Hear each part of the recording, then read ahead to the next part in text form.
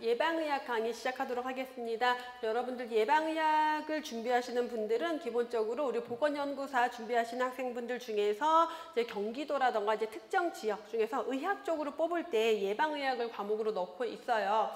근데 예방의학은 역학 그리고 우리 보건학 그 내용의 중간 그래서 좀 더 깊이 들어간다라고 보시면 돼요. 그래서 사실 한편으로는 역학의 심화이론 보건학의 심화이론이라고도 보시면 돼요. 그래서 결국 역학을 공부하는 거는 예방의학을 공부하는 것은 역학과 보건학을 다시 공부하는데 더 깊이 있게 공부한다라고 생각하시면 되겠죠. 그래서 공부를 하실 때 순서를 역학, 보건학, 예방의학 동시에 시작하시는 것보다는요. 보건학과 역학은 동시에 시작하세요. 괜찮아요. 동시에 시작하고 최소한 역학 수업이 끝나고 난 다음에 예방의학을 보세요. 보건학 중에서도 보건학 중에서 환경보건이랑 산업보건 파트를 먼저 하고 난 다음에 예방의학을 보세요. 그러면 그 보건학에 대한 내용을 좀 더 깊이 있게 들어갈 수가 있어요. 근데 그걸 안 보고 바로 예방의학을 먼저 시작하시면은 이해가 안 될 수가 있어요. 그리고 제가 강의하는 예방의학 강의는 여러분들이 보건학이나 역학을 이미 공부했다라는 전제를 깔고 들어갈 거예요. 왜냐하면 예방의학에서 그 하나하나를 다 설명하면 강의 진도를 나갈 수가 없어요. 그래서 그런 가장 기본 이론, 기초 이론은 보건학에서 하고 역학에서 좀 더 깊이 있게 하고 그걸 더 깊이 있게 심화로 들어가는 게 바로 예방의학이고요. 예방의학을 시험 과목으로 하지 않는 학생들도 사실 이 KMLE 예방의학 문제집을 풀고 들어가야 돼요. 역학이나 보건학 문제에서 여기 있는 문제가 굉장히 많이 출제가 되고 있기 때문에 보건연구사 학생들한테는 기본적으로 해야 되는 과목이 예방의학이죠. 그래서 예방의학이라는 과목을 준비하시는 학생들뿐만 아니라 보건학, 역학을 공부하시는 학생들은 예방의학을 반드시 해야 되고요. 혹시 또 나는 예방의학 과목 안 하니까 뒤에 환경산업보건, 의료관리 안 하고 앞에 있는 역학만 할 거 아니에요. 이게 보건학에 다 들어가는 내용이에요. 그렇기 때문에 보건연구사 준비한다라고 하면은 예방의학은 심화이론이다라고 생각하고 들으셔야 되는 게 맞아요. 자, 그렇게 보시면 되겠고 그렇기 때문에 예방의학 강의는 여러분들이 이미 어느 정도 베이스에 깔려있는 지식이 있다라는 걸 전제로 진도가 나간다. 그래서 공부 안 하고 바로 들으시면 못 따라올 수 있어요. 제 설명이 이해가 전혀 안 될 수 있기 때문에 꼭 보건학, 역학을 먼저 선행하고 예방의학을 하시라고 강조를 드리고요. 예방의학이 하나의 과목이라는 건 행운이기도 해요. 나머지 공부까지 다 심화로 할 수가 있기 때문에 세 과목으로 시험 본다라고 생각하시면 되겠죠. 자, 그렇게 마음을 가지고 예방의학 강의를 같이 들어가 보도록 할게요. 자, 9페이지 보실게요. 바로 건강증진에 대한 내용 먼저 들어가는데 자, 건강증진과 관련된 내용은 보건학에서 이미 너무나 중요하게 강의를 했고 여러분들이 공부를 했던 내용들이죠. 자, 건강에 대한 정의가 나오는데 자, 건강에 대한 정의를 들어가기 전에 우리 보건학에서 했던 내용들 건강의 개념이 변화되고 있다. 과거에는 신체 개념, 사람의 몸에 신체적으로 어떤 문제가 있느냐 없느냐 정도로만 봤다라면은 신체 개념에서 심신의 개념, 몸과 마음을 분리할 수 없다라는 개념으로 넘어갔고 그러다가 생활 개념, 생활 수단의 개념으로 넘어갔죠. 그래서 건강의 변천을 보면은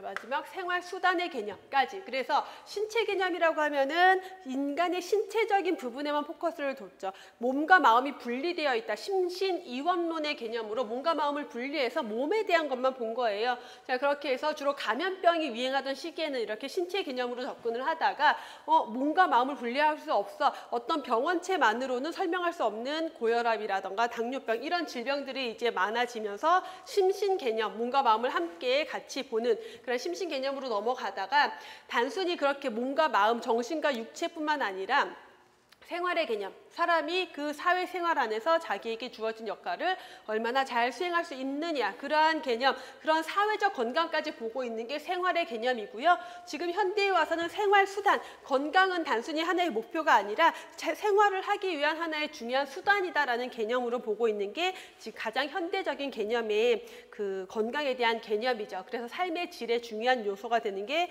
바로 건강이다. 건강의 개념 정의에서 이 교재에 이렇게 동그라미 원으로 나오고 있는 부분, 건강의 연속선에 대해서 설명하고 있는 개념 중에 하나인데, 큰 원에서 A 파트에 해당하는 부분은 완전한 건강 상태예요. 자, B로 넘어가면은 질병 전 단계. 그래서 질병에 걸린 초반에 잠복기, 감염병이라면은 잠복기, 증상이 없는 잠복기나 만성 질병이라면은 자각 증상이 없는 시기를 B의 시기에 해당한다라고 볼 수가 있겠고요. C로 넘어가면은 완전한 질병 상태, 사회생활을 할 수 없는 질병 상태로 넘어갔다가 D로 가면은 질병에서 회복하는 단계다. 그럼 A, B, C, D 이렇게 연속선 안에서 왔다 갔다 움직일 수 있다는 개념. 그래서 현대에 와서는 건강에 대한 개념을 어떤 상태, 정적인 개념으로 보는 게 아니라 움직이는 봉적인 개념으로 보고 있고, 보건에 대한 의식이 향상된 계층에서는 B, C, D를 모두 병적인 상태, 그래서 B의 상태에서도 D의 상태에서도 질병이 있는 상태이니까 관리를 해야 된다라고 보지만, 보건의식이 빈약한 계층에서는 C만, 그래서 완전히 증상이 있는 그 상태만 병적으로 인식하기 쉽다라는 설명을 하고 있고요. 자, 가로에 A, B라는 게 들어가 있는데 좀 더 넓게 생각하면 A, B, C, D 모두 뭐 병적으로 인정해서 건강할 때도 더 건강하기 위한 건강 증진을 활동을 해야 된다라는 좀 더 넓은 개념으로 볼 수 있는 거고, 자, 그렇게 넓게 봤을 때는 C, B를 병적으로 인식하는 게 보건의식이 빈약한 계층이다라고 설명하고 있는 거죠. 1948년 WHO에서는 WHO 헌장을 통해서 건강에 대한 정의를 내렸죠. 건강이란 단순히 질병이 없거나 허약하지 않을 뿐만 아니라 신체적, 정신적, 사회적으로 완전히 안녕한 상태가 바로 건강이다. 자, 이 WHO의 건강에 대해서 건강의 정의에 대한 특징을 좀 살펴보면은 우선 건강의 사회적 측면을 강조하고 있다. 신체적, 정신적, 사회적. 그래서 심신의 개념뿐만 아니라 생활의 개념인 사회적 건강을 강조하고 있다. 자, 당위적인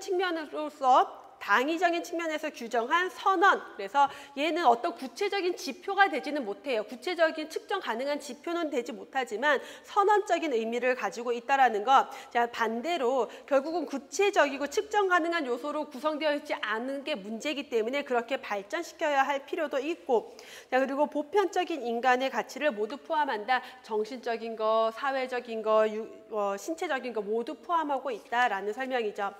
WHO 건강에 대한 정의, 비판을 보시면 너무 비현실적이고 이상적이다. 완전한 안녕 상태라는데 완전한 게 도대체 뭔데? 너무 비현실적이다, 이상적이다. 그리고 건강을 현대에 와서는 동적인 개념으로 보고 있는데 WHO 건강의 정의는 정적인 개념, 어떤 상태로 보고 있다는 걸 문제로 지적하고 있죠. 자, 그 문제 바로 보시면은 다음 중 옳은 것, A는 조기 검진을 말한다. 자, 조기 검진은 질병이 진행되기 초기 단계, 그래서 잠복기 상태라던가 만성 질환의 경우에 증상이 자각 증상이 없는 시기에 시행하는, 그래서 B 단계에서 시행해야 되겠고요. B는 만성 질환과 관계가 없는 게 아니라 만성 질환 같은 경우는 자각 증상이 없는 초기 단계다라고 했죠. 자, 감염의 잠복 기간은 C에 해당한다. 잠복기는 B에 해당한다라고 했고, D는 예방과 무관하다. D, 회복기에서 우리가 주로 할 수 있는 예방 활동이 바로 3차 예방 활동이다라고 볼 수 있겠죠. 넓은 의미에서 질병 단계는 B, C, D를 모두 포함하는 게 광의의 질병 단계, 넓은 의미의 질병 단계다. 2번 문제, WHO에서 제시한 건강 정의 설명 맞지 않는 것. 보건 부문의 사업 범위 확대하는 데 계략적 지침, 어떤 선언적인 의미로서 지침, 사업 범위의 지침이 된다. 그래서 보건 사업을 할 때 단순히 신체적인 부분 아니라 정신적이고 사회적인 부분까지도 보건 사업의 범위로 확대해야 된다는 걸 볼 수가 있겠고요. 보건의료 부문의 이념적 목표 설정에 도움을 준다. 어떤 선언적 의미로 이념적 목표 설정에는 도움을 주지만 건강 수준의 측정 지표 방법을 개발하는 데는 도움을 주지 못해요. 제시되어 있지 않다라고 했고요. 삶의 여러 가지 측면, 신체적, 정신적, 사회적 측면을 포함하고 있고, 내용이 모호하고 실증적 분석에는 활용도가 적다라는 게 단점으로 지적되고 있다. 옳지 않은 거 3번이죠. 11페이지 건강관리에서 1차, 2차, 3차 예방이 나오는데 우선 우리가 1, 2, 3차 예방을 보기 위해서는 질병의 자연사 5단계에 대한 것을 먼저 봐야 되겠죠. 그래서 자연사 5단계라고 하면은 비병원성기, 초기병원성기, 불현성 질병기, 현성 질병기, 회복기까지를 우리는 질병의 자연사 5단계라고 설명을 했어요. 자, 보건학에서 했던 가장 기본적인 내용 중에 하나죠. 자, 비병원성기라고 하면은 병의 숙주 환경이 상호작용을 이루고 있어서 질병이 전혀 없는 상태, 완전히 건강한 상태를 비병원성기다. 초기 병원성기, 어떤 병인의 자극이 시작되는 시기를 초기 병원성기라고 했고, 병원성기로 넘어와서 불현성 질병기, 병인이 내 몸에 들어왔지만 아직 증상은 없는 상태, 만성질환 같은 경우는 초기 상태, 자각 증상이 없는 단계, 현상 질병기는 증상이 나타나고 회복기에는 회복하고 있는 상태겠죠. 자, 이렇게 나눴을 때 1차, 2차, 3차 예방이라고 하면은 질병에 걸리지 않은 비병원성기와 초기 병원성기의 1차 예방 활동을, 그리고 불현상 질병기와 현상 질병기의 2차 예방 활동을, 회복기에는 3차 예방 활동을 하게 되겠죠. 자, 1차 예방, 건강한 상태예요. 어찌됐건 간에 병에 걸리지 않은 건강한 상태, 그 상태에서 건강을 보호 증진하고 질병을 예방하는 것, 아예 걸리지 않게 하는 것. 자, 이 중에서도 적극적인 것과 소극적인 것으로 나눠보면요. 자, 건강 증진을 위한 활동들, 건강 증진, 환경위생, 영양 이런 것들은 건강한 사람을 더 건강하게 하는 것, 건강 증진과 관련된 적극적 예방이다라고 할 수가 있겠고, 초기 병원성기에 하는 거는요, 어떤 특정 질병을 예방하는 거예요. 질병에 걸리지 않게 하는 것. 그렇기 때문에 소극적인 예방이다. 그래서 예방접종, 환경정리 안전관리, 이건 뭐냐면 어떤 환경 속에서 어떤 유해인자를 없애는 거예요. 어떤 안전관리, 안전에 위해가 되는 어떤 유해인자를 없애는 것. 그래서 그 유해한 것으로부터 문제가 생기지 않도록 하는 것, 소극적인 예방, 그 2단계에 시행할 수 있는 특수 예방에 해당한다라고 볼 수 있겠죠. 2차 예방, 질병 초기에 건강진단 실시하는 것. 그래서 질병을 조기에 발견하고 치료하기 위해서 조기 검진하는 게 바로 2차 예방이죠. 그래서 건강진단 실시, 조기 발견, 그리고 질병의 진행, 합병증, 후유증 방지를 위한 활동들, 그리고 조기에 그런 것들을 위해서 조기에 치료하는 것. 그래서 이 2차 예방에서는 가장 대표적인 게 조기 발견, 조기 치료, 건강검진, 집단검진 같은 것들이고, 3차 예방으로 넘어가면요, 이제 그 증상을 회복시키기 위한 거죠. 그래서 빨리 회복시키고 장애가 남지 않게 하는 것, 기능 장애가 있다면 그것을 복구하는 것. 그래서 만성질환에서 이 3차 예방도 중요하게 볼 수가 있겠고, 재활, 어떠한 장애가 남지 않게 하는 것, 신체적인 재활뿐만 아니라 사회로 복귀시키는 것까지도 3차 예방으로 볼 수가 있어요. 그래서 우리가 문제나 이제 여러 가지 내용들을 보다 보면요. 장애를 방지하기 위한 게, 장애 방지가 이 2차 예방에 들어갈 때도 있고 3차 예방에 들어갈 때도 있어요. 자, 이 뭔가 중한 상태에서 장애가 남지, 질병이 진행되고 회복되는 상태에서 장애가 남지 않게 하는 거다라면 3차 예방인 거고, 질병이 더 심해지지 않게 해서 장애가 애초에 발생하지 않게 한다라면 그건 2차 예방인 거예요. 그래서 그 장애를 방지하기 위한 활동이 어떤 상태에서 이루어지는 것이냐에 따라서 2차가 될 수도 있고 3차가 될 수도 있고 둘 다 해당이 될 수 있다라고 보시면 되겠죠. 그래서 11페이지 교재의 표를 보시면은요, 우리가 알고 있는 기본적인 이 내용과 조금 다르게 표를 만들어 놨어요. 질병 전 단계, 질병 발생 전 단계 1차 예방, 잠복기를 2차 예방, 그리고 발현기를 3차 예방이라고 해놓은 게, 사실 이 발현 현상 질병기랑 회복기랑 여기의 내용이 상당 부분 많이 겹쳐져요. 연속이 되기 때문에 이게 실제 여러분들이, 많은 학생들이 시험 문제 또는 뭐 이제 기출 문제나 이런 거 볼 때 많이 헷갈려하는 게, 이거 왜 2차예요? 왜 3차예요? 하는 거. 그래서 장애 방지를 위한 활동들, 장애가 생기지 않도록 하기 위한 활동들, 그런 게 현상 질병기부터 회복기까지는 다 연결이 되거든요. 만성 질환에서 그렇기 때문에 얘네가 연결되다 보니까 이 지금 교재표에서는 여기를 잘라서 요렇게를 3차 예방이라고 지금 표에서는 설명을 하고 있는 건데, 그 이유는 뭐냐면 여기의 내용과 여기의 내용이 겹쳐져서 진행이 되기 때문에 그래요. 그래서 만성 질환 같은 경우 사실 1차, 2차, 3차 예방을 명확하게 구분하기 애매한 지점들이 분명히 있어요. 그래서 여러분들이 문제를 풀 때는 항상 키워드들 위주로 보셔야 된다. 재활이라면 이건 무조건 3차예요. 재활. 후유증이 남지 않게 그냥 재활하는 것은 무조건 3차로 들어가면 되겠고, 조기 발견, 조기 치료, 집단 검진 이런 것들은 무조건 2차, 그 다음에 질병에 걸리기 전에 하는 활동들은 1차라고 보시면 될 것 같아요. 그래서 이 예방에 대한 문제가 굉장히 쉬운 문제지만 어려울 땐 또 굉장히 어렵게 느끼기도 하는데, 이 문제를 풀 때는 항상 보기 안에서 서로 비교를 하면서 가장 확실한 내용을 가지고 답을 선택해야 된다라는 걸 다시 한번 강조를 드리고요. 이어서 포괄적 보건의료의 개념이 나오는데, 자, 포괄적 보건의료라고 하면은 질병의 건강 증진, 질병 예방, 치료, 그리고 재활, 이 모든 것들을 다 포함하고 있는 의료를 우리는 포괄적 보건의료라고 불렀죠. 그래서 건강 증진, 질병 예방, 치료, 재활 이런 것들에 대한 1차, 2차, 3차 예방 서비스 다 포함하는 걸 포괄적 보건의료라고 한다. 자, 그래서 내용에서 보시면요. 단순한 진료만 의미하는 게 아니라 질병 자연사 스펙트럼 전체에 걸쳐서 활동하는 게 포괄적인 의미의 보건의료라는 개념이다라고 볼 수가 있겠죠. 자, 12페이지 넘어가서 문제를 보시면 만성질환 관리에서 2차 예방에 해당하는 것, 자, 뇌졸중 환자의 재활치료, 자, 재활이라는 표현이 들어갔기 때문에 이건 무조건 3차겠죠. 직장 점심식단에 저지방 식사를 제공한다. 자, 질병에 걸리지 않은 사람들 좀 더 건강하게 하기 위한 활동이니까 1차 예방으로 포함이 될 수가 있겠고, 당뇨병 콩팥 환자 대상 영양교육, 자, 신장에 어떤 기능 장애가 있는, 신장에 질병이 있는 환자를 대상으로 영양교육을 한다는 건 병원에서 치료하고 집에 돌아가서 태어난 다음에도 영양 섭취 어떻게 해야 될지 교육한다는 개념으로 봐야 돼요. 자, 그렇게 봤을 때는 회복기에 해당하는 거 3차 예방으로 보시는 게 더 적절하겠고, 당뇨병 가족력이 있는 50세 남자의 혈당 검사, 자, 가족력이 있지만 본인이 아직 환자는 아니에요. 근데 그 사람을 대상으로 뭔가 검사를 한다. 그거는 무조건 2차죠. 그럼 가장 적당한 건 4번이 되겠고요.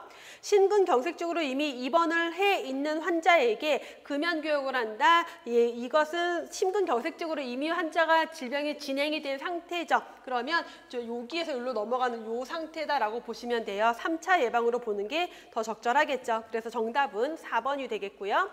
2번 문제, 만성질환 관리에서 3차 예방을 통해 줄일 수 있는 것. 자, 3차 예방을 통해서 줄일 수 있는 것, 장애, 합병증, 후유증을 줄인다라는 거죠.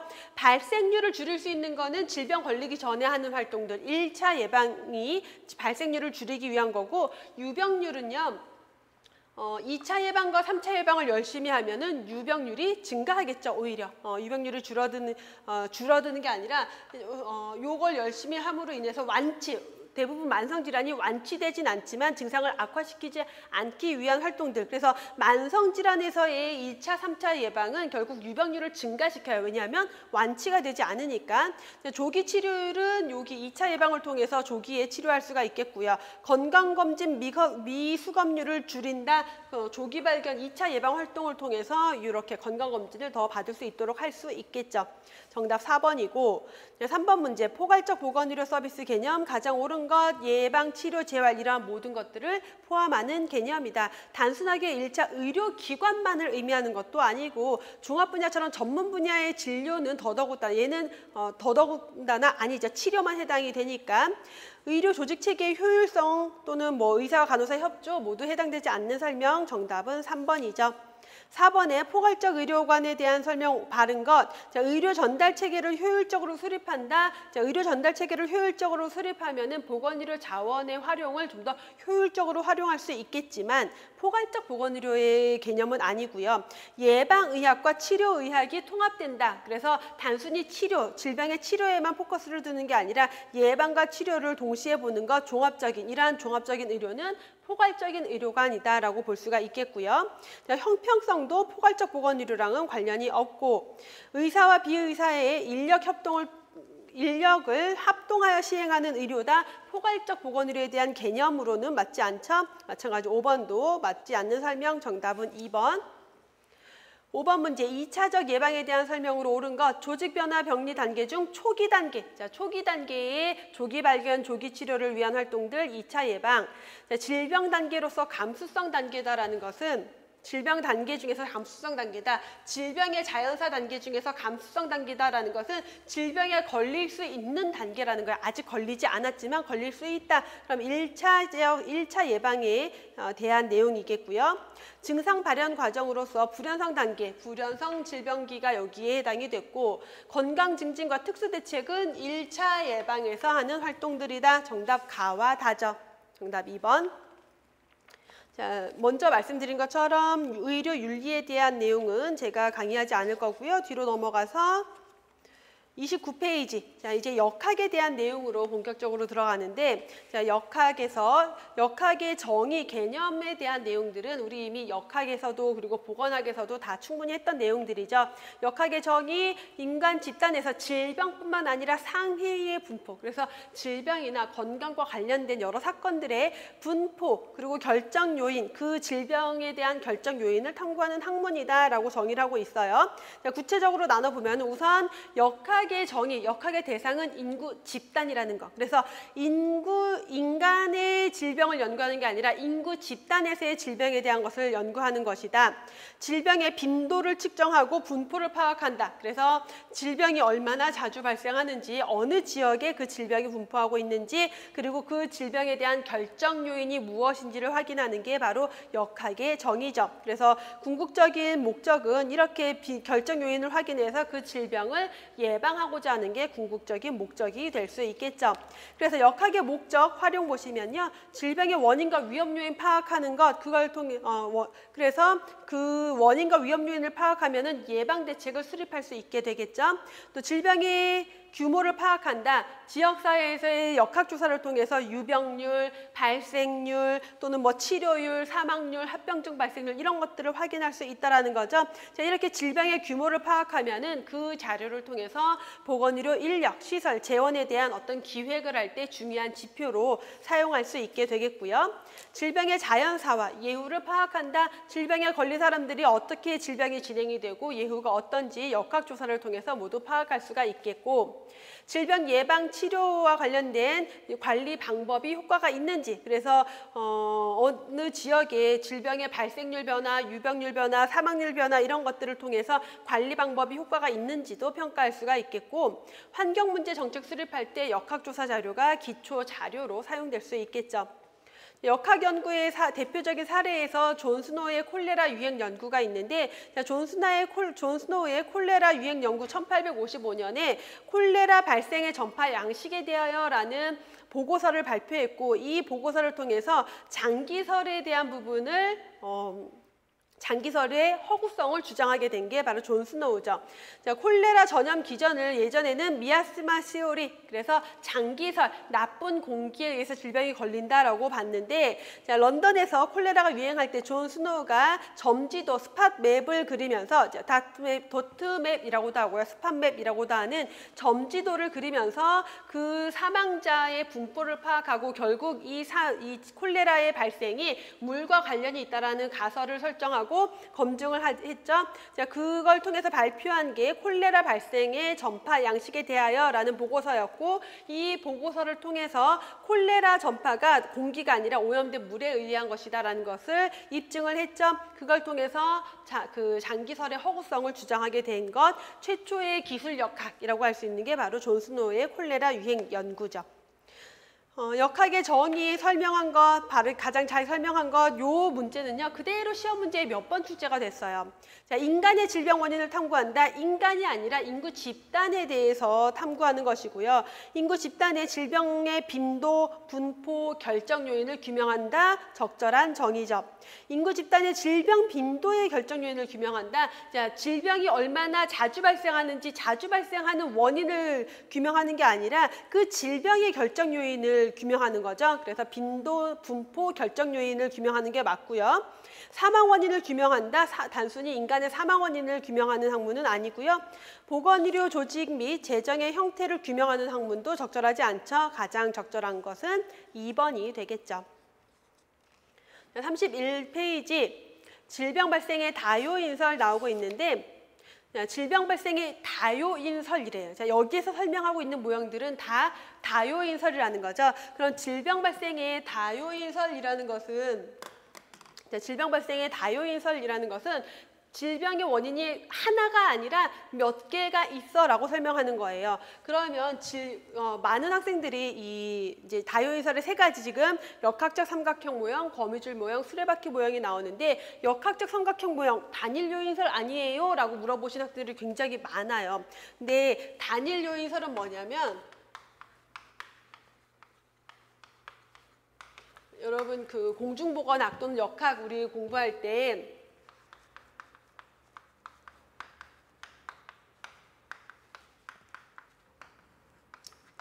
생의학적 모형, 요게 단일 요인설이에요. 뭐예요? 생의학적 모형, 생물의학적 모형에서는 심신이원론.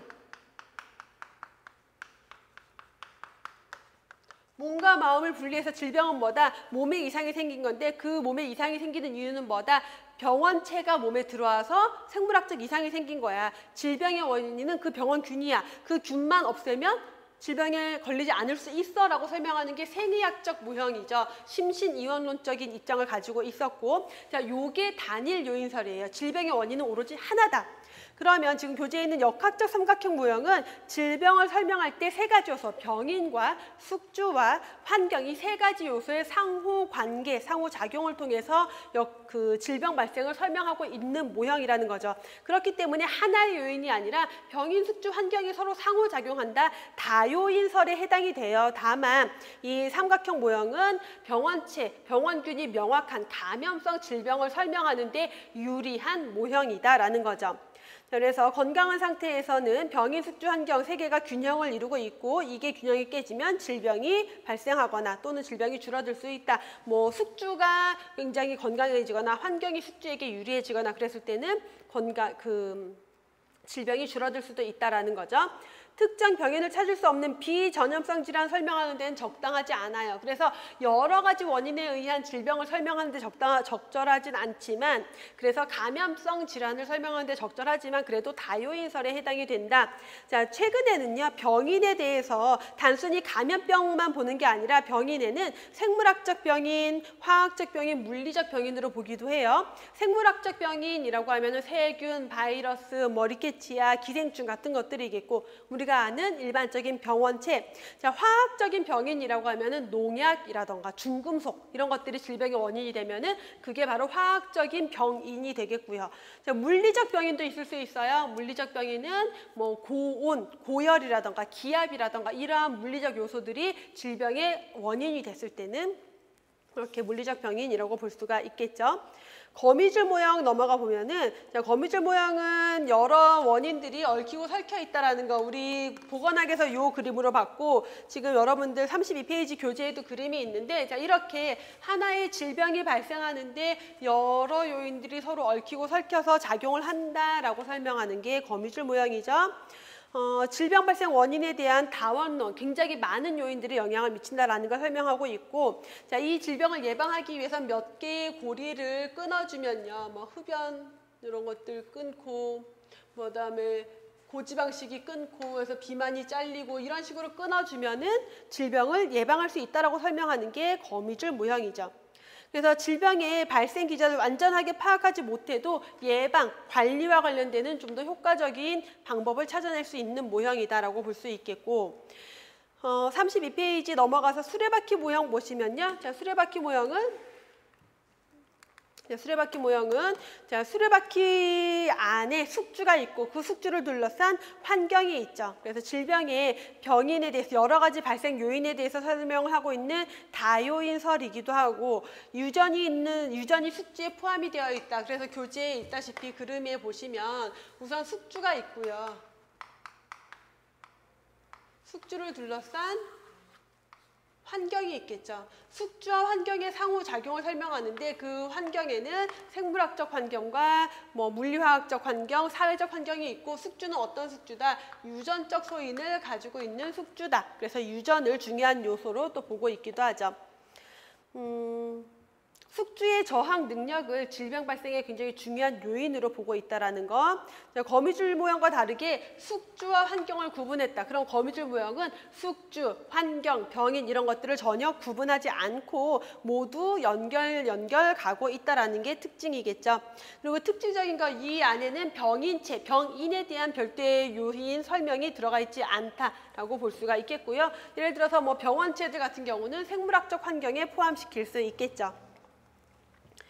거미줄 모형과 수레바퀴 모형의 공통점 둘 다 다양한 요인에 관여한다. 역학적 삼각형 모형도 다요인설이지만 걔는 다양한 요인이라기보다는 병인, 숙주, 환경 세 가지를 가지고 본 거고 거미줄 모형과 수레바퀴 모형은 다양한 요인에 의해서 그 질병이 발생한다라고 설명하고 있지만 차이점 보시면요.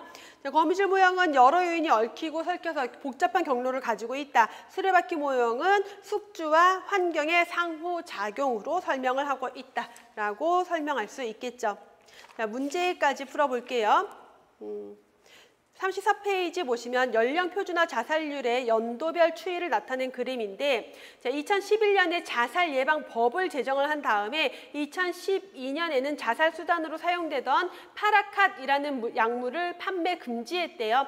자, 그리고 나서 자살률의 변화를 봤더니 그래프를 보니까 계속 점점 올라가고 있다가 2012년을 기점으로 2011년, 12년을 기점으로 자살률이 떨어지고 있는 게 보이죠? 자, 이러한 변화는 질병 발생 결정 요인 중에서 어떤 요인이 작용한 결과냐? 자, 제시된 거. 2011년, 12년에 했던 활동이 뭐예요? 법 제정하고 파라캇이라는 약물을 판매를 금지하는 정치, 사회적으로 어떤 제도를 마련한 거죠. 자살과 관련된 여러 가지 내용에 대한 제도를 만들어서 자살을 예방하고자 했던 것. 그래서 여기에서의 주요 결정 요인은 바로 정치, 사회, 제도 요인이다라고 볼 수가 있겠고요.